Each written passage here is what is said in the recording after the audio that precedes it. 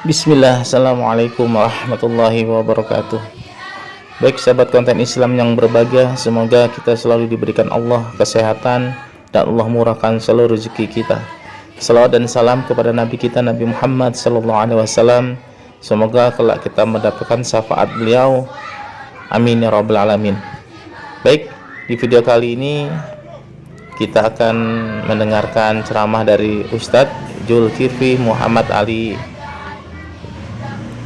Pembahasan tentang bagaimana cerita atau ruh orang-orang munafik, orang-orang pemakan riba, orang-orang fasik, seperti apa ruh perjalanannya. Baik sahabat konten Islam yang berbahagia, semoga Ustadz Zulkifli Muhammad Ali dalam keadaan sehat.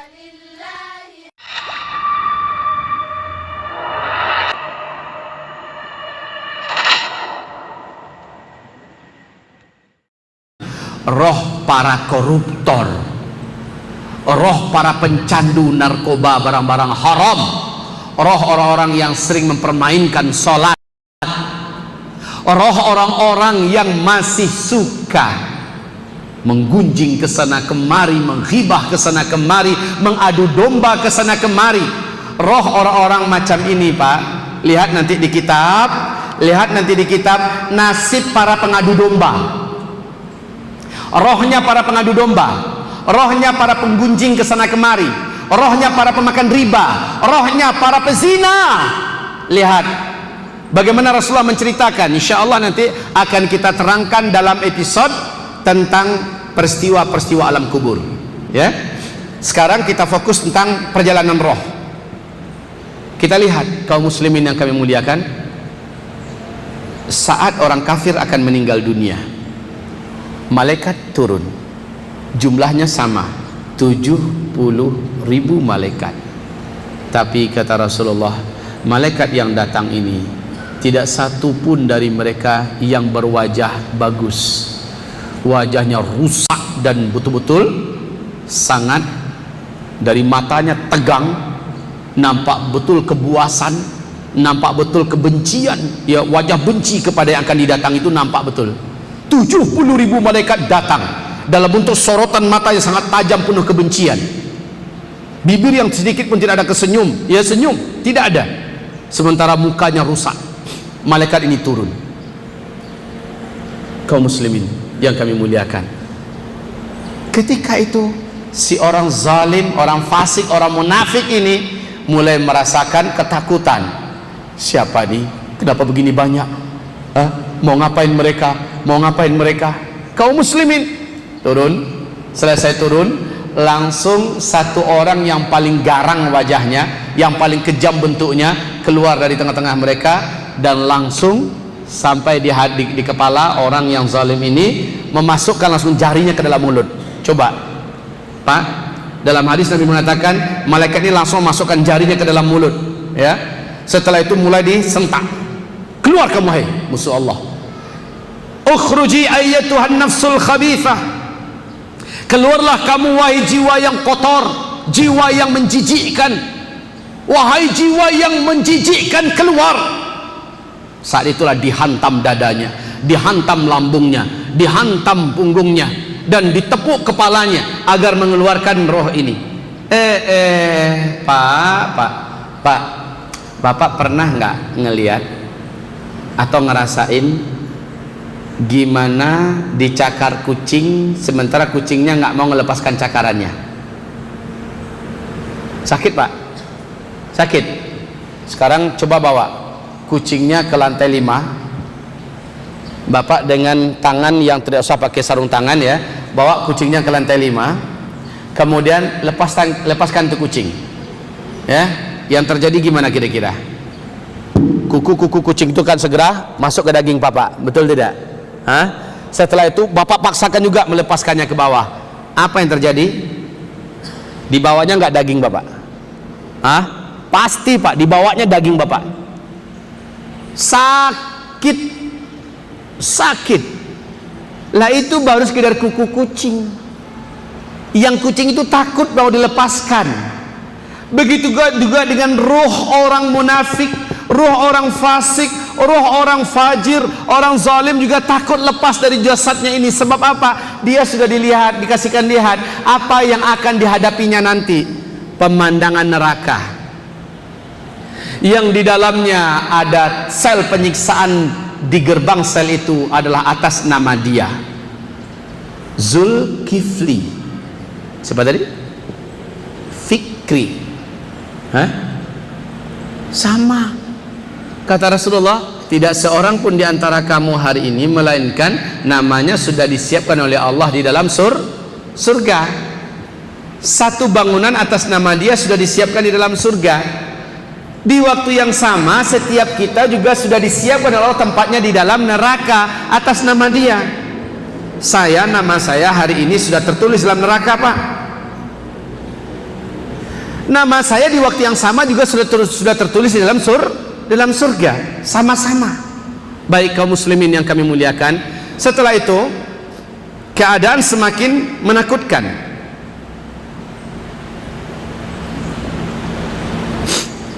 Baik, keadaan semakin menakutkan.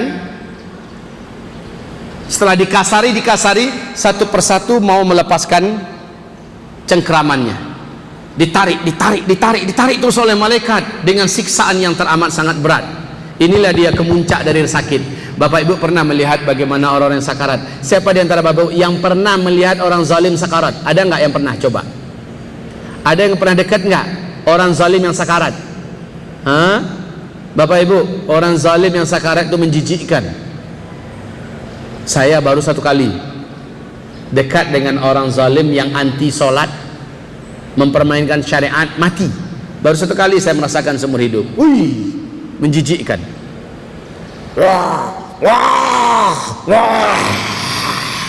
Ya Allah, ngerinya tuh sakarat, ngeri banget.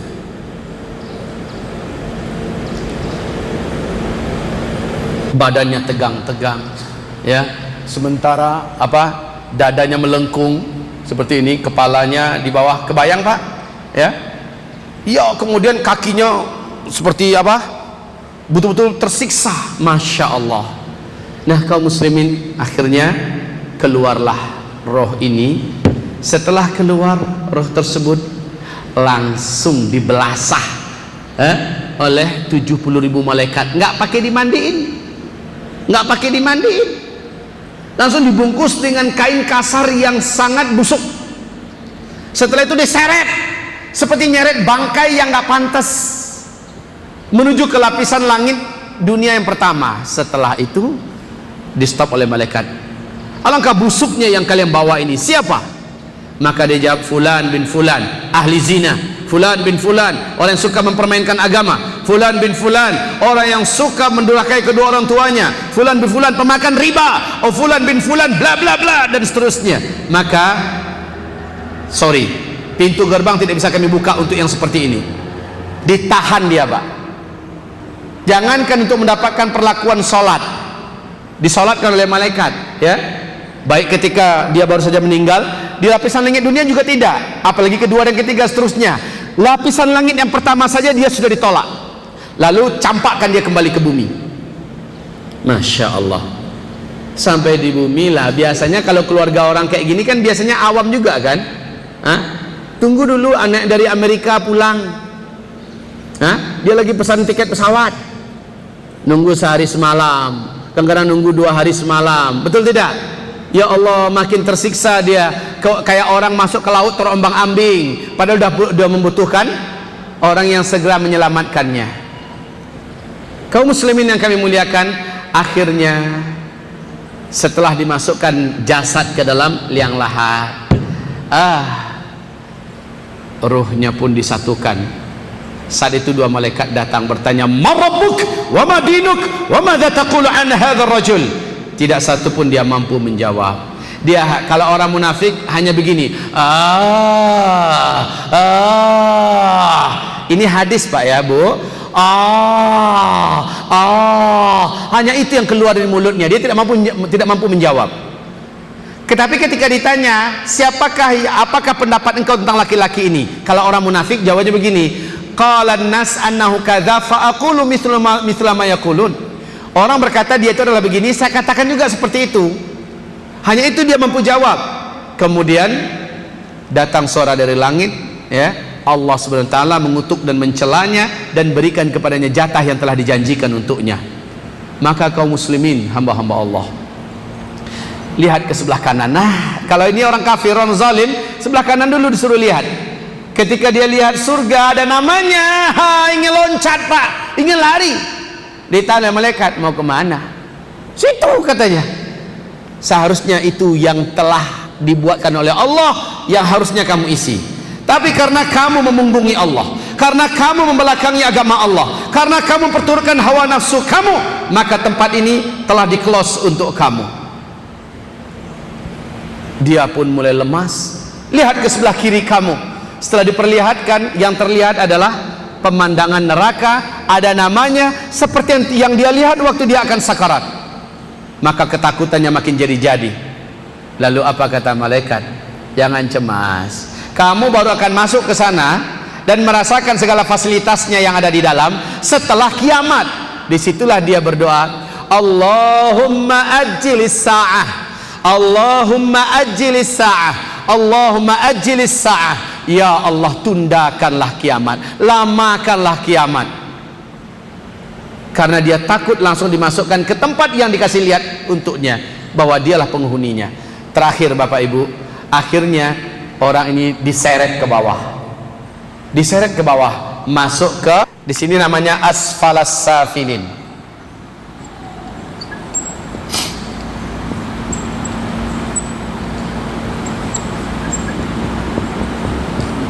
Asfalas safilin. Dia digabungkan dengan ruh para durjana, penjahat-penjahat, kafir-kafir, munafik dan lain-lainnya, digabungkan dan disiksa. Berbagai macam jenis siksaan menjadi tanggungan sesuai dengan kadar dosa yang ia buat di dunia. La haula wala quwata illa billah. Sampai kapan? Sampai kiamat. Sambil nunggu kiamat disiksa. Bil ghuduwi wal asal. Dia disiksa pagi dan petang hari. Dia disiksa pagi dan petang hari. Kaum muslimin yang kami muliakan, saya pernah cerita kepada Bapak Ibu, kalau nggak salah masih di Masjid At-Taqwa ketika itu ya, saya pernah cerita. Dan cerita ini bermula dari wafatnya tetangga saya. Saya yang selenggarakan, memandikan, mengapani, lalu ikut menyolatkan. Ketika dikuburkan, lihat, ini musola, ya, ini tempat pekuburan, ini jalan, ini juga jalan. Nah ini sawah, ya, ini sawah. Bapak Ibu, setelah dia disolatkan, dia pun dibawa kemari. Kuburannya tuh di sini, ya, kuburannya di sini. Kemudian waktu dimasukkan ke liang lahat, mau dimasukkan ke liang lahat, dari sela-sela kaki kami kan, saya posisi saya berdiri sini, ini banyak nih keluarganya mengelilingi sini kan. Nah dari sela-sela kaki kami menyelinap satu ekor ular yang berwarna hitam.